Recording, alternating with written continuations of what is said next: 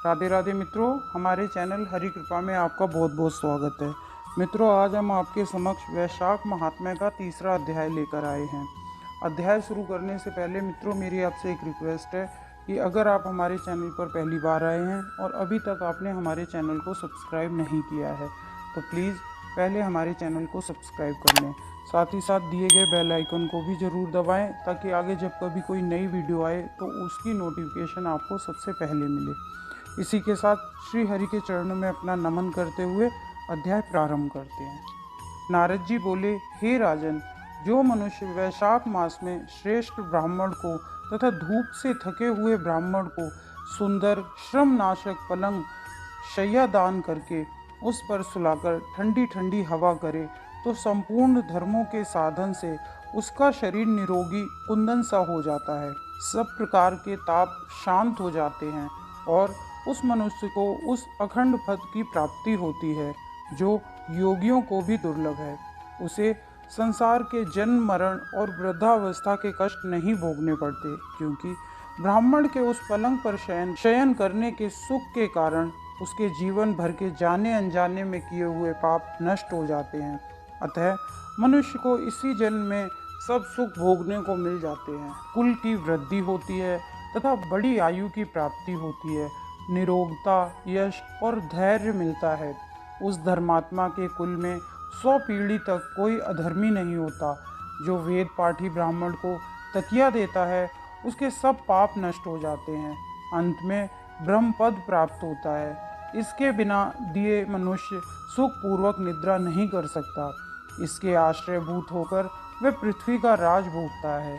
हे राजा अम्बरीश, वह मनुष्य 7 जन्म तक सदा सुखी, भोगी, धर्मपरायण और विजयी होता है। फिर अपने 7 कुल समेत मुक्त हो जाता है। जो मनुष्य वैशाख मास में चटाई अथवा किसी प्रकार का आसन कंबल दान करता है वह बंधन मुक्त होता है। जिस पर शेषशाही विष्णु भगवान स्वयं विराजते हैं, जैसे जल में पड़ी हुई ऊन नहीं भीगती, वैसे ही संसारी जीव संसार के बंधन को प्राप्त नहीं होते। चटाई पर सुख पूर्वक निद्रा आने से दुख और परिश्रम दूर हो जाता है। वैशाख में कंबल दान करने से अकाल मृत्यु तथा काल मृत्यु से छूटकर मनुष्य 100 वर्ष तक जीवित रहता है और निसंदेह मुक्ति को प्राप्त होता है। धूप से व्याकुल ब्राह्मण को जो मनुष्य पतला वस्त्र देता है उसकी पूर्ण आयु होती है और परलोक में परम गति की प्राप्ति होती है। कपूर शरीर के भीतर की गर्मी को दूर करता है, अतः कपूर का दान करने से मोक्ष की प्राप्ति होती है और दुख नाश होता है। जो ब्राह्मण को फूल और कुमकुम का दान करता है वह सर्वभौम राजा होता है और सर्व प्राणी उसकी आज्ञा में रहते हैं। पुत्र तथा पौत्र आदि से युक्त होकर सब भोगों का भोग और मोक्ष की प्राप्ति होती है। चंदन के सेवन से त्वचा और हड्डी का संताप तत्काल दूर होता है। अतः जो चंदन का दान करता है वह तीनों तापों से मुक्त हो जाता है तथा मोक्ष की प्राप्ति को पाता है। जो जल में भीगी हुई खस, चंपा या कुशा का दान करता है उसके सब पाप और दुख दूर हो जाते हैं। वह प्राणी सब प्रकार के सुख भोगता है। सब देवता उसकी सहायता करते हैं। गुरोचन और कस्तूरी का दान करने वाले तीनों तापों से छूटकर मुक्त हो जाते हैं। जो तांबुल और कपूर का दान करता है वह पृथ्वी पर सर्वभौम राज्य सुख भोग कर निर्माण पद की प्राप्ति करता है। सेवती और जूही का दान देने से सर्वभौम राजा होता है। जो वैशाख में केतकी और मल्लिका का दान करता है वह माधव भगवान की आज्ञा से अंत में मोक्ष पद की प्राप्ति पाता है। हे राजन, जो मनुष्य ब्राह्मण को सुपारी और अन्य सुगंधित द्रव्य तथा नारियल दान करता है उसके पुण्य का फल चित्त लगाकर सुनो। वह 7 जन्म तक ब्राह्मण के घर में जन्म लेता है और धनवान तथा वेद पाठी होता है। फिर वह 7 कुल समेत विष्णु लोक को जाता है। जो प्राणी विश्राम का मंडप बनाकर ब्राह्मण को दान करता है उसका पुण्य फल कहने की मेरी सामर्थ्य नहीं है। जो मनुष्य छाया मंडप बनाकर भीतर बालू बिछाकर उसमें प्याऊ लगा देता है वह स्वर्ग लोक का स्वामी होता है। जो मनुष्य मार्ग में बाग बगीचा, कुआं, झोंपड़ी, तालाब व प्याऊ बनवाता है वह बड़ा धर्मात्मा होता है और यही सद्कर्म उसके पुत्र होते हैं। संतान 7 प्रकार की कही है। उत्तम शास्त्रों का सुनना, तीर्थ यात्रा, सत्संग, जलदान, अन्नदान, पीपल का पेड़ लगाना और पुत्र का होना। ये 7 प्रकार की संतान वेद वेताओं ने कही हैं। इसलिए संतान की इच्छा करने वालों को इनमें से एक कर्म अवश्य करना चाहिए। पशु पक्षी, मृग और वृक्षों को भी स्वर्ग सुख नहीं मिलता, फिर मनुष्य का तो कहना ही क्या है।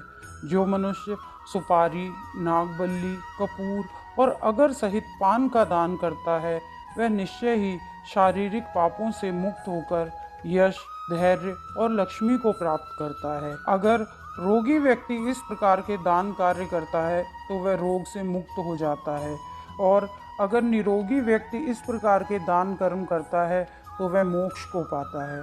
जो मनुष्य तापनाशक छाछ का दान करता है वह विद्यावान और धनवान होता है।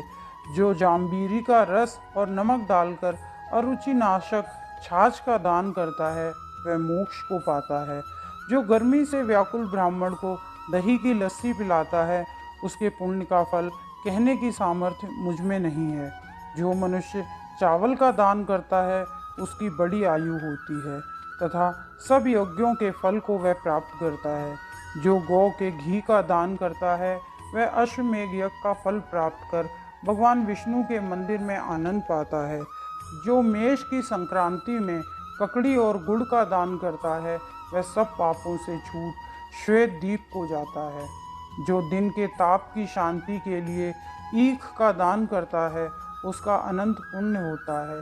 जो सायंकाल में श्रम की शांति के लिए पन्ने का तथा फल का दान करता है उसके पितरों को निश्चय ही सुधा पान मिलता है और वह सब पापों से छूट विष्णु की सायुज्यता पाता है। जो पके हुए आम के फल और पन्ने का दान करता है उसके सब पाप निश्चय ही दूर हो जाते हैं। चैत्र की अमावस्या को पेय वस्तु से भरे घड़े का दान गया जी में किए गए 100 श्राद्धों के समान है और जो कस्तूरी, कपूर, मल्लिका, खस आदि वस्तुओं से युक्त जल कुंभ का दान पितृश्वरों के लिए करता है तो उसको 96 श्राद्ध करने का पुण्य निसंदेह ही प्राप्त होता है। इसी के साथ मित्रों वैशाख महात्म्य का तीसरा अध्याय संपन्न होता है।